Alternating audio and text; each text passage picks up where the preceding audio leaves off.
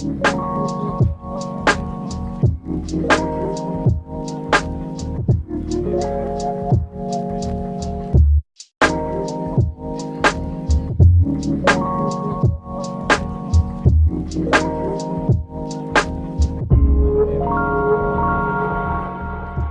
everybody, welcome to my channel. My name is Whirly Art, or you can call me Pat, whichever you prefer.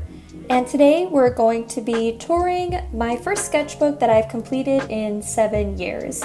And while we're touring through the sketchbook, I'm going to talk about why I stopped drawing and how I got back into it.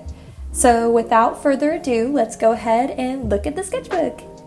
Alrighty, so let's get started with the history of my art journey.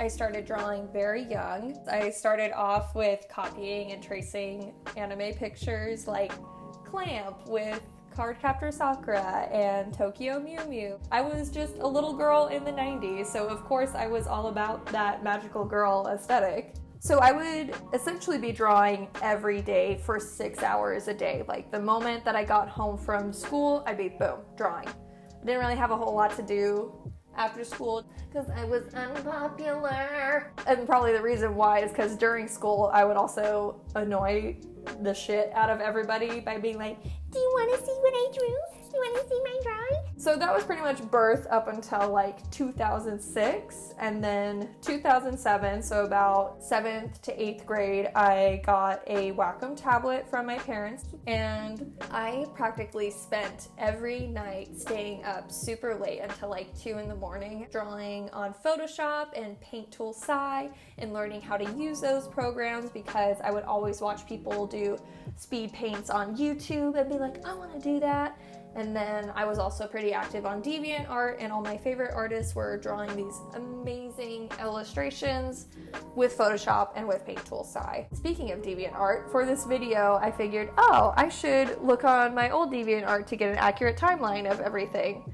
And I wouldn't recommend it. It's very cringy. I get easily embarrassed by like anime and all that stuff, and I'll probably go into further detail about that once we get further into this video. So because I was always watching speed paints on YouTube, I was like, I want to do that too. So I figured out how to do a screen recording of my drawing process and everything like that. So I started posting speed paints on YouTube at around like 2008. And speaking of which, YouTube literally emailed me and they were like, hey, we're noticing you're getting views on your videos. Do you want to put an ad on it? But whenever I would try to get my parents to help me out with it, they'd be like, we don't really know how to do that. Probably because I didn't have like PayPal or like a credit card because again, I was in middle school. And I was just like, okay, I'm too dumb to figure it out, so I guess I just won't do it. And now with seeing like how people can make like millions of dollars off of YouTube, I just want to throw myself out a window. Anyways, I guess I should also talk about like what my style was back then. So obviously because I'm influenced by like shoujo anime, I love like girls and drawing cute girls, and it was oh, I'm cringing. It was definitely a lot of like those big titty anime girls. A lot of this video is just going to be me being very embarrassed, so I apologize. Yeah, it was just like the big eyes, the bright colors, crazy hair, lots of girls. I would never draw boys, and I would never draw like landscapes or objects or anything, just cute girls in cute outfits. So, I mean, there wasn't really a whole lot of variety in my art at the time, which is okay. I drew what I wanted to draw, and apparently that was big titty anime girls. Anyways, moving on. Around 2009, I started high school and I wanted to date boys. And one fuckboy and his fuckboy gang had me feeling pretty bad about liking anime.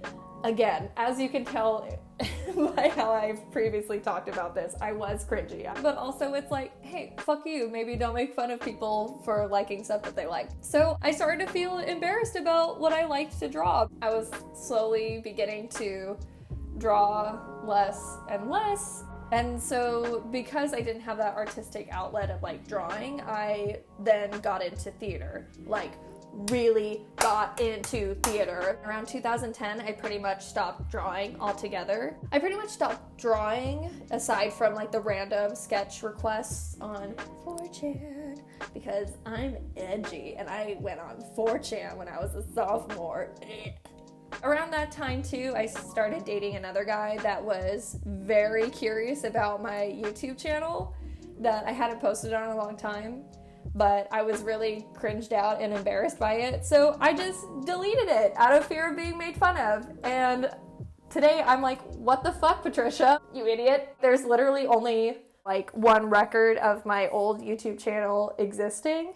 I don't know if I might post like a screenshot of it. Again, still cringy, big titty anime girls with shitty proportions, but you know what? I did that, okay? So yeah, I deleted my old YouTube channel, which was like really shitty because I got rid of a good chunk of my identity as an artist just because I was afraid of being made fun of. One of my goals in this video is for the younger folks out there, or any folks out there, don't let people make you feel bad for stuff and delete stuff.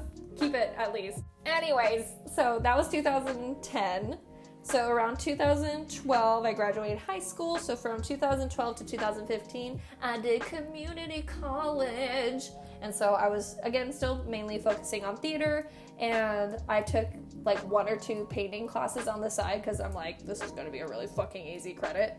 And it was, but a lot of the painting class was just me laughing nervously whenever the art teacher would throw shade at the token weeaboo. Literally the token weeaboo would be like, I drew this thing, and the art teacher would be like, ugh, anime's not good, and I'm just like, ha ha ha, yeah! So around 2015, I graduated community college, and I moved from home to pursue a career in acting, but everything was so fucking stressful because I moved to Orange County where everything's super expensive and I didn't have like a good job. I bounced between like a shit ton of shitty jobs that like exhausted me mentally and physically, and it's like, how can I even think about drawing big titty anime girls when I have to pay rent? Anyways, 2018. Big year for me to get back into drawing because I was super stressed and super overworked at all my shitty part-time jobs. I worked one job where I had to wake up at 4 in the morning and commute for like 40 minutes to start a 5 a.m. shift. So pretty much I was super stressed out by this job, and one time when I was leaving the garage, I left the garage door open because, again, it was early in the morning and I was a dingbat. And because I left the garage door open, somebody came in, stole my tablet, one of my computers, and one of my roommates, his like super nice and super expensive bike. So I was like super devastated by that, and I felt so guilty because I was responsible for something that belonged to my roommate. I was responsible for that thing being stolen. And so I was like, okay, I'm gonna put on my big girl panties and file that insurance claim and get this taken care of because we had renter's insurance, luckily.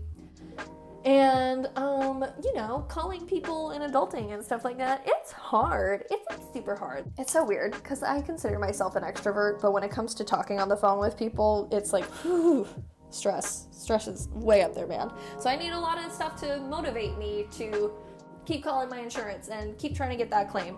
So what I did, the way that I try to rewire my greedy little goblin brain was, ooh, if I file this insurance claim, I can also get money to replace my drawing stuff. So in order for me to motivate myself to do that, I should probably get back into drawing because, you know, I haven't been fucking drawing in like 7 to 8 years.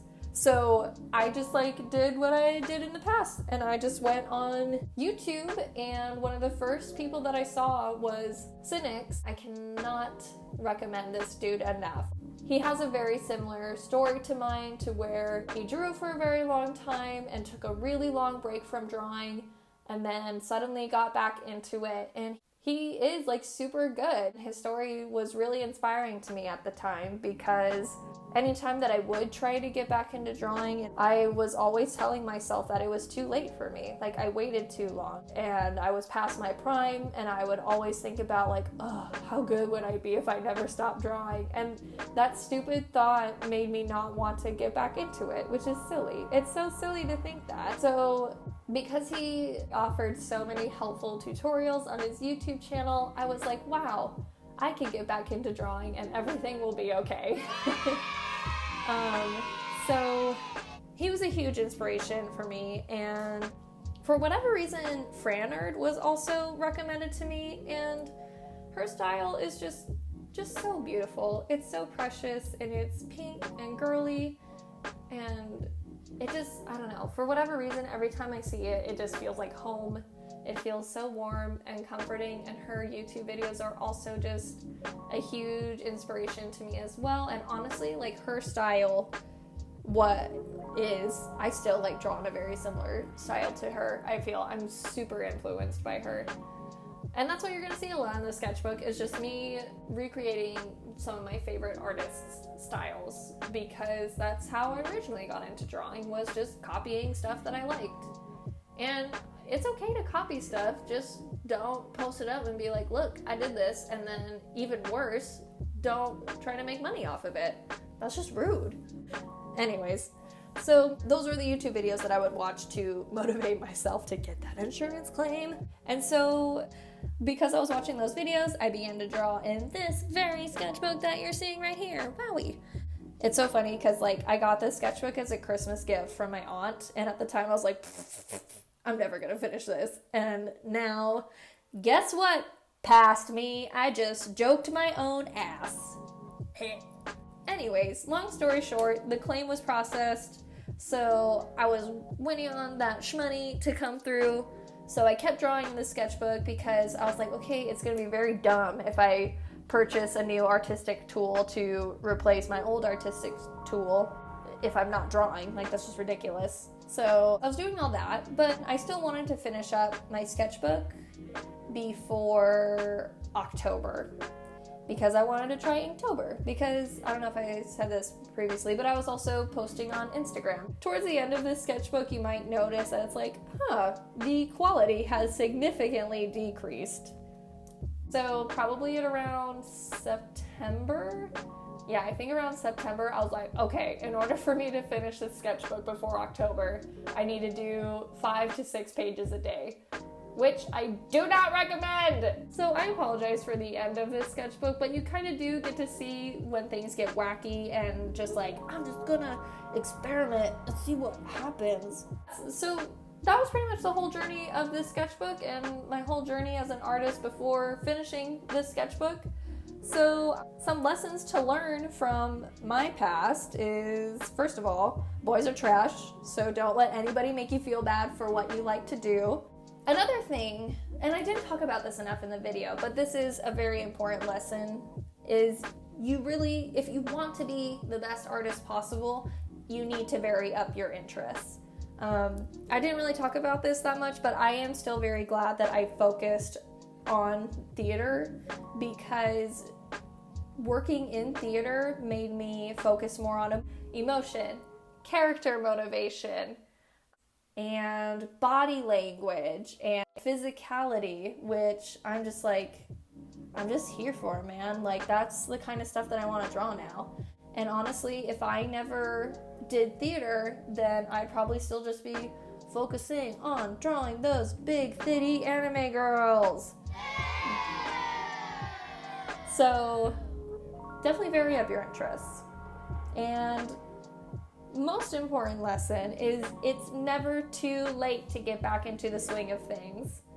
Again, Sinix is a great example of that. He's an amazing artist.